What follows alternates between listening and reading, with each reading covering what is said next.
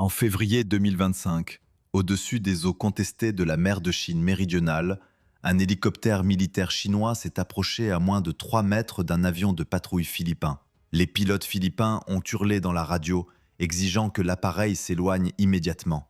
Les journalistes étrangers à bord ont filmé la scène, le souffle coupé. Cet hélicoptère agressif, ce Z-9 de la marine chinoise qui terrorisait un allié de l'Occident, portait en réalité dans chacun de ses rivets, dans chaque pale de son rotor, dans la courbe élégante de sa queue, l'ADN d'une machine née en Provence, conçue par des ingénieurs français et offerte à la Chine par la France elle-même. Voici comment un chef-d'œuvre de l'aéronautique française est devenu l'arme que Pékin retourne aujourd'hui contre les alliés de Paris.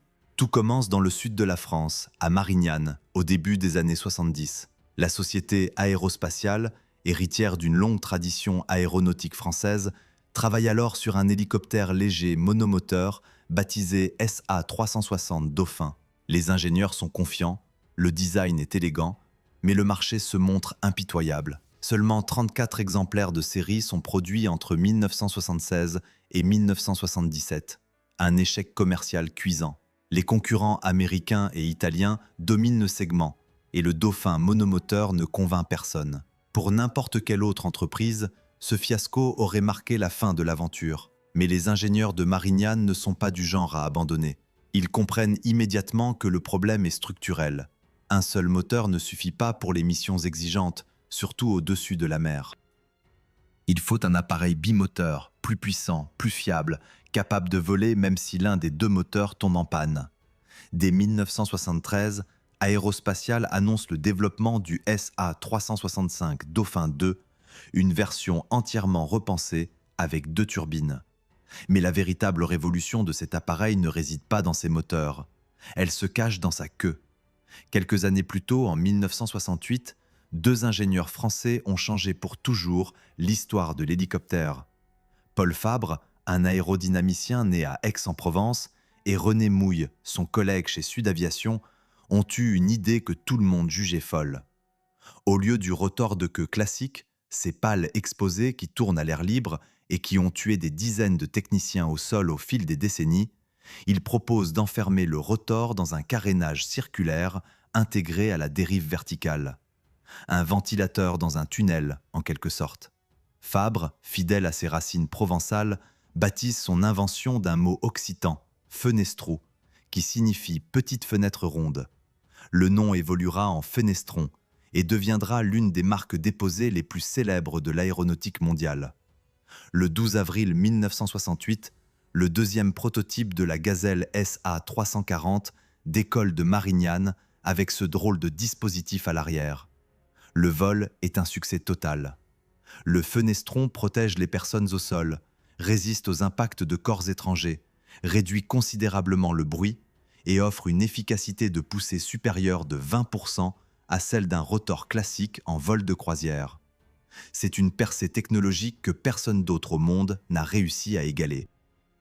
Ce fenestron de deuxième génération, entièrement en matériaux composites, avec un diamètre agrandi de 20%, est installé sur le nouveau Dauphin 2. Le 24 janvier 1975, le prototype du SA-365 s'envole pour la première fois. L'appareil est magnifique. Un fuselage en forme de goutte d'eau, un train d'atterrissage rétractable qui augmente la vitesse de croisière, 2 turbines turboméca Ariel fabriquées en France, un rotor principal Starflex à 4 pales avec une tête de rotor révolutionnaire en élastomère sans articulation mécanique. Tout cela est français, du premier au dernier boulon. La certification est obtenue le 4 juillet 1978 et les premières livraisons commencent en décembre de la même année. Le monde entier commence alors à frapper à la porte de Marignane. Plus de 60 pays finiront par adopter le Dauphin et même les Américains, réputés pour leur protectionnisme, choisissent cet hélicoptère français pour leur garde côtière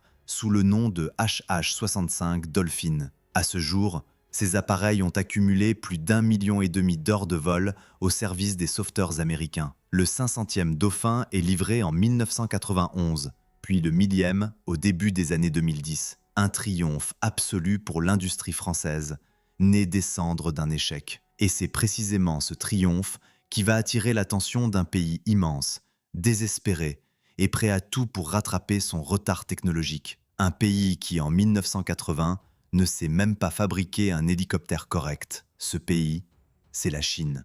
À la fin des années 70, l'industrie aéronautique chinoise traverse une crise profonde dont peu de gens en Occident mesurent l'ampleur.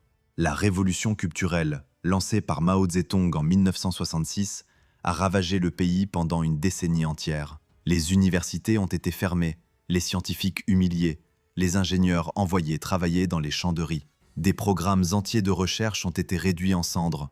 Et quand le calme revient enfin à la fin des années 70, le constat est accablant. Dans le domaine des hélicoptères, la Chine est restée bloquée à l'époque soviétique. Ses forces armées volent sur des Harbin Z5, de simples copies du Mi-4 soviétique, un appareil conçu dans les années 40. Les rares hélicoptères civils du pays, gérés par l'administration de l'aviation civile, sont des machines fatiguées, des Alouettes 3 françaises achetées au compte-gouttes et des Mi-8 russes qui tombent en panne à répétition. Au début des années 70, Harbin, la principale usine aéronautique du nord-est de la Chine, tente de développer un hélicoptère moyen entièrement national, désigné Z6. Ce programme est censé prouver que la Chine peut voler de ses propres ailes, sans l'aide de Moscou ni de personne d'autre. Mais les difficultés techniques s'accumulent. Les ingénieurs chinois n'ont ni les matériaux composites nécessaires, ni les moteurs fiables, ni l'expérience de la certification aéronautique selon les normes internationales. Le contrôle qualité dans les usines est désastreux. Les prototypes se révèlent dangereux, instables, impossibles à produire en série. À la fin des années 70, le programme Z6 est officiellement abandonné. C'est un échec retentissant qui oblige Pékin à regarder la réalité en face. La Chine, malgré son immensité et ses ambitions, est incapable de concevoir un hélicoptère moderne par ses propres moyens. Il faut trouver un partenaire étranger, et vite. Or, en 1980, le contexte géopolitique est favorable. Les relations entre la Chine et les États-Unis se sont réchauffées depuis la visite historique de Nixon à Pékin en 1972. L'Occident voit dans la Chine un contrepoids utile face à l'Union soviétique. La France, sous la présidence de Valéry Giscard d'Estaing, entretient des relations diplomatiques avec Pékin depuis 1964, une reconnaissance précoce décidée par le général de Gaulle lui-même. Dans ce climat d'ouverture, la Chine envoie ses négociateurs à Marignane. Leur cible est précise. Ils veulent le Dauphin, l'hélicoptère bimoteur qui fait sensation sur le marché mondial. Pas seulement quelques exemplaires pour leurs généraux, non.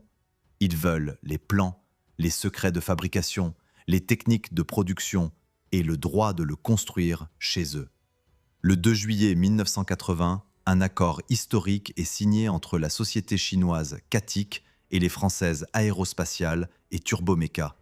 Le 15 octobre de la même année, les gouvernements des deux pays donnent leur approbation officielle. Les termes du contrat sont vertigineux. La France accepte de transférer à la Chine les droits de fabrication du SA-365N Dauphin 2 et de son moteur Turboméca Ariel.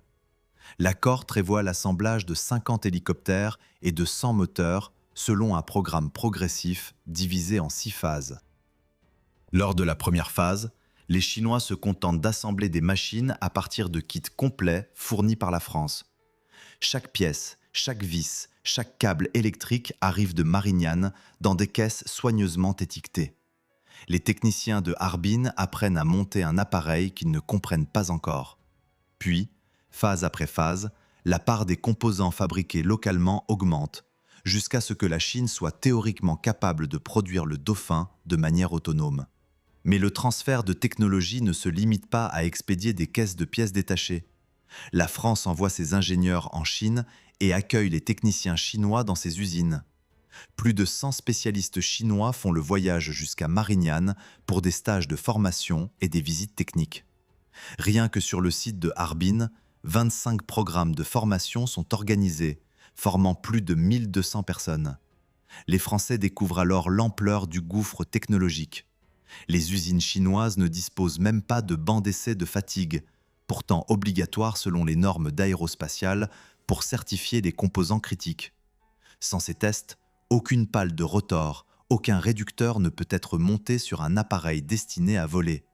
Il faut donc tout construire à partir de zéro, les bancs d'essai de fatigue, les équipements d'équilibrage dynamique, les installations d'essai fonctionnelles pour le rotor et la boîte de transmission.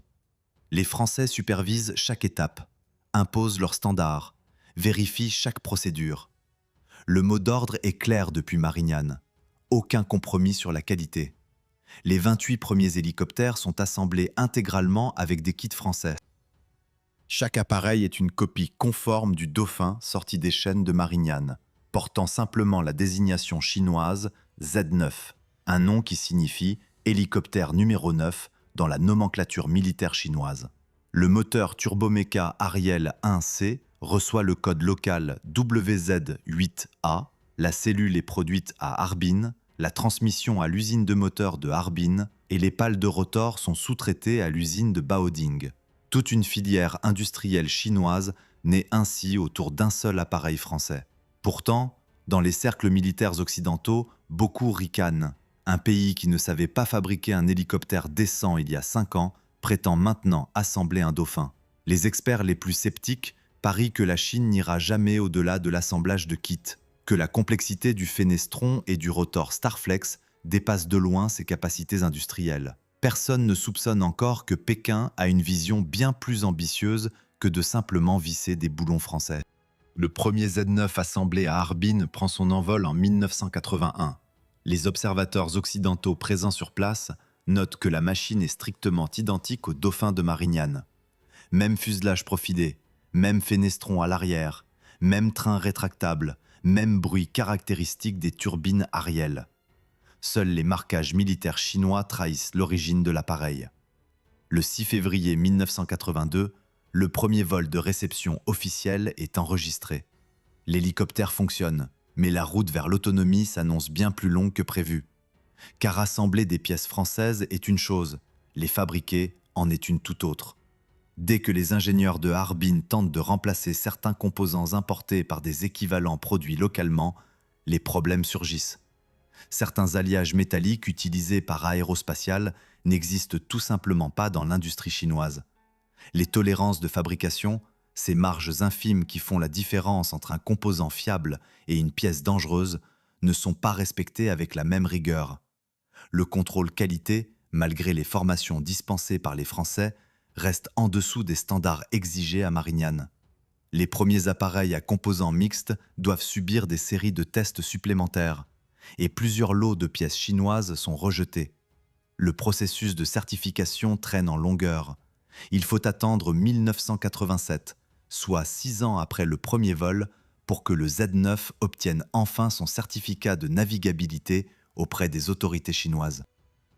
L'appareil entre officiellement en service dans l'Armée populaire de libération en 1988, affecté à des missions de transport utilitaire dans les unités d'aviation de l'armée de terre. Pendant ce temps, à Harbin, une autre équipe travaille dans un secret relatif sur un projet bien plus audacieux. Depuis le milieu des années 80, des ingénieurs chinois cherchent à transformer ce paisible hélicoptère de transport en machine de guerre. Leur idée est simple mais radicale. Ils fixent des pylônes d'armement de chaque côté du fuselage, installent une lunette de visée gyrostabilisée sur le toit de la cabine et suspendent sous les ailes courtes des missiles anti-chars HJ-8 à guidage par fil. En 1987, cette version armée, désignée Z9W, effectue son premier vol. 2 ans plus tard, en 1989, les premiers tirs réels de missiles depuis la plateforme sont réalisés avec succès. Les militaires chinois sont enthousiastes, mais les analystes occidentaux accueillent cette transformation avec un mélange d'amusement et de mépris. Un hélicoptère utilitaire transformé en machine d'attaque en lui collant des missiles sur les flancs, cela ne fait pas un véritable appareil de combat. L'armée américaine classera d'ailleurs plus tard le Z9W dans une catégorie inférieure à celle d'hélicoptère d'attaque, estimant qu'il manque cruellement de blindage, de manœuvrabilité et de capacité de survie sur un champ de bataille moderne. Puis survient un événement qui change tout. Au printemps 1989, les manifestations de la place Tiananmen sont réprimées dans le sang. L'Union européenne impose un embargo sur les ventes d'armes à la Chine. Un embargo qui est toujours en vigueur aujourd'hui. Les accords militaires entre Pékin et Washington, notamment un contrat pour l'achat d'hélicoptères d'attaque AH-1 Cobra, et une licence de production de missiles BGM-71 TOW sont annulées du jour au lendemain. La Chine se retrouve isolée, coupée de ses fournisseurs occidentaux. Mais il est déjà trop tard pour refermer la boîte. La technologie du Dauphin est entre les mains de Harbin. Les plans sont copiés, les procédés de fabrication assimilés, les ingénieurs formés. Le 16 janvier 1992, un nouveau Z9B décolle de Harbin. Cette fois, 70% des composants sont fabriqués en Chine. Les essais en vol s'achèvent en novembre, la conception est finalisée en décembre et la production en série démarre dès 1993. Le Dauphin est désormais chinois, du moins en apparence, car sous le capot, dans la forme du fenestron, dans la géométrie du rotor, dans la logique même de la cellule, chaque ligne reste fidèle au dessin original tracé à Marignane.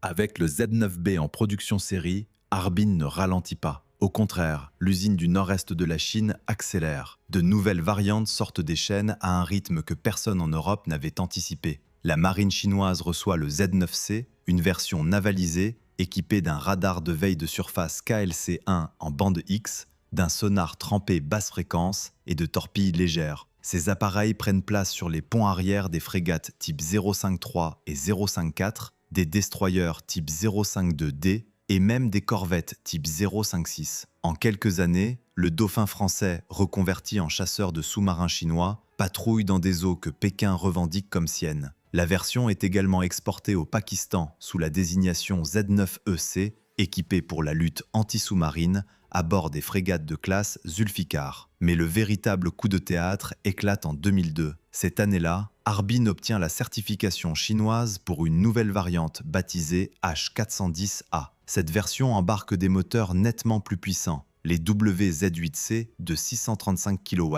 Or, il y a un problème majeur. L'accord de licence signé en 1980 avec Aérospatiale prévoyait la fabrication de 50 hélicoptères. Ce quota a été atteint depuis longtemps. Le contrat est expiré. Harbin n'a plus aucune autorisation légale de produire des machines dérivées du Dauphin. Pourtant, les chaînes tournent toujours. Et la nouvelle variante utilise même des turbines Turbomeca Ariel 2C, un moteur français de dernière génération. Eurocopter, le successeur d'Aérospatiale, dépose immédiatement des objections officielles.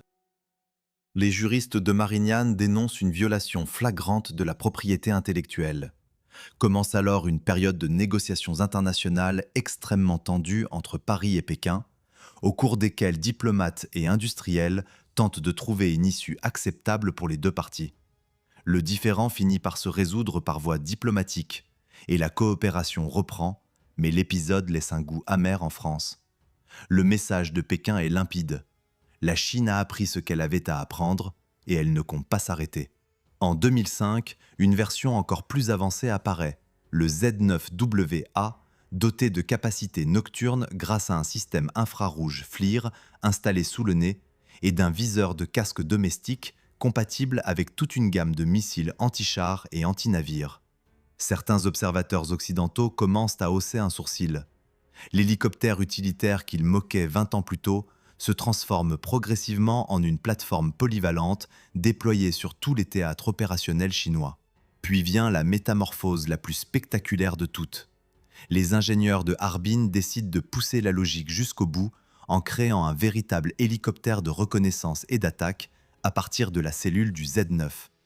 Le résultat s'appelle Z19, surnommé Hei Xuanfeng, le tourbillon noir, du nom d'un personnage du roman classique chinois Au bord de l'eau. Le Z19 conserve les moteurs, la transmission et la queue à fenestron du Z9, mais reçoit un fuselage avant entièrement nouveau avec un cockpit en tandem, une tourelle de capteurs sous le nez et des pylônes d'armement pour missiles et roquettes. Par sa taille et ses capacités, il est directement comparable au Tigre, l'hélicoptère de combat franco-allemand produit par Airbus. L'ironie est cruelle. Un appareil né du Dauphin français rivalise désormais avec un autre produit français sur le marché mondial de l'exportation. Une version destinée à l'exportation, le Z19E, effectue son premier vol en 2017, proposé à des pays qui auraient autrement pu acheter des appareils européens. Pourtant, malgré cette prolifération de variantes, les limites fondamentales du Z9 n'ont jamais disparu. Le réseau d'évaluation des données opérationnelles de l'armée américaine, connu sous le nom d'Odin, a formellement conclu que le Z9 est trop faiblement protégé pour être classé comme hélicoptère d'attaque. Son blindage est insuffisant, sa manœuvrabilité en combat aérien reste limitée et sa conception civile d'origine le handicap face aux appareils spécifiquement conçus pour le champ de bataille. Quand le Pakistan a évalué le Z-10, un autre hélicoptère chinois, il a rejeté l'offre à cause de la puissance insuffisante de ses moteurs WZ-9, eux-mêmes dérivés de la lignée du Dauphin. La copie chinoise, aussi multipliée soit-elle, n'a jamais tout à fait rattrapé l'original. Et à Marignane, les ingénieurs qui avaient tracé les premières lignes du Dauphin sur leur planche à dessin 40 ans plus tôt le savaient probablement depuis le début. Ce qui rend cette histoire véritablement extraordinaire, c'est que la France n'a pas simplement vendu un hélicoptère à la Chine, elle a involontairement fondé toute une école de pensée aéronautique. Le Z9 n'était que le premier chapitre. En 1992, Eurocopter signe un nouveau contrat de développement conjoint avec la Chine et Singapour pour créer l'EC-120 Colibri, un hélicoptère léger, monomoteur. Cette fois, Eurocopter conserve 61% du programme et la direction technique, la partie chinoise, CATIC, en reçoit 24% et Singapour le reste. L'appareil vole pour la première fois en 1995 et connaît un succès mondial avec près de 700 exemplaires produits. En 2008, c'est l'armée française elle-même qui commande 36 colibris pour former ses futurs pilotes d'hélicoptères à Dax en remplacement de la légendaire Gazelle. La Chine produit sa propre version sous le nom HC-120, utilisée par l'armée populaire de libération et les forces de police. Le colibri est né de la confiance établie par le programme Dauphin, une confiance que Pékin cultive soigneusement pour accéder à des technologies toujours plus avancées. Le troisième étage de cette fusée est encore plus ambitieux. En octobre 2004, lors de la visite officielle du président Jacques Chirac en Chine, un accord de coopération est signé pour développer ensemble un tout nouvel hélicoptère de 7 tonnes, le futur EC-175, aussi connu sous le nom de Z-15 côté chinois. Le contrat est formalisé en décembre 2005, avec un investissement de 6 milliards d'euros partagé à parts égales. Pour la première fois, le partenariat est annoncé comme strictement paritaire, 50-50. Le moteur est lui aussi le fruit d'une collaboration franco-chinoise, le WZ-16, développé conjointement par Safran Helicopter Engines et l'Aero Engine Corporation of China. La version française, propulsée par des Pratt & Whitney canadiens, s'appelle H175 et vole depuis 2014. La version chinoise, l'AC352, fait son premier vol en décembre 2016. Airbus propose même une déclinaison militaire, le H175M. 3 décennies de transfert technologique, du Dauphin au Colibri puis au H175, ont transformé une industrie chinoise en ruine en un concurrent capable de proposer ses propres appareils sur le marché international. Mais l'ironie la plus mordante de cette saga s'écrit dans les eaux chaudes de la mer de Chine méridionale. En 2025, la Marine nationale française déploie le porte-avions Charles de Gaulle dans l'Indo-Pacifique dans le cadre de la mission Clemenceau 25. Le groupe aéronaval français pénètre dans le détroit de Luçon, ce passage stratégique entre la mer des Philippines et la mer de Chine méridionale. Selon un officier supérieur de la marine française, une frégate chinoise prend immédiatement en filature le Charles de Gaulle. Puis, dans les eaux contestées, le groupe aéronaval français croise un porte-avions chinois. Sur le pont du navire français, des Rafales et des hélicoptères Dauphin de la marine nationale. Sur les ponts des navires d'escorte chinois, des Z9, descendants directs de ce même Dauphin, équipés de radars et de torpilles, déployés pour surveiller ceux-là même qui leur ont donné naissance. Et pendant que ces deux flottes se toisent à travers les brumes du Pacifique, la Chine continue d'acheter des moteurs Safran pour ses hélicoptères de nouvelle génération, et la France continue de voir sa technologie se multiplier dans les rangs d'une armée qui ne partage ni ses valeurs, ni ses alliances. Le contrat signé un jour de juillet 1980 à Marignane, censé moderniser un pays ami et ouvrir un marché prometteur, a engendré plus de 360 hélicoptères militaires déployés dans 11 pays, des appareils de combat qui patrouillent en mer de Chine, survolent les navires philippins à 3 mètres d'altitude et concurrencent les produits français à l'exportation. Paul Fabre, l'ingénieur provençal qui avait baptisé son invention d'un mot occitan signifiant « petite fenêtre », n'avait sans doute jamais envisagé que sa fenêtre s'ouvrirait un jour si grand, ni que le vent qui s'y engouffrerait soufflerait dans une direction aussi inattendue. Si cette histoire vous a surpris, Laissez un commentaire pour nous dire ce que vous en pensez. Un pouce en l'air aide la chaîne à grandir. Et si vous ne voulez pas manquer nos prochaines histoires sur les machines de guerre les plus fascinantes du monde, abonnez-vous dès maintenant.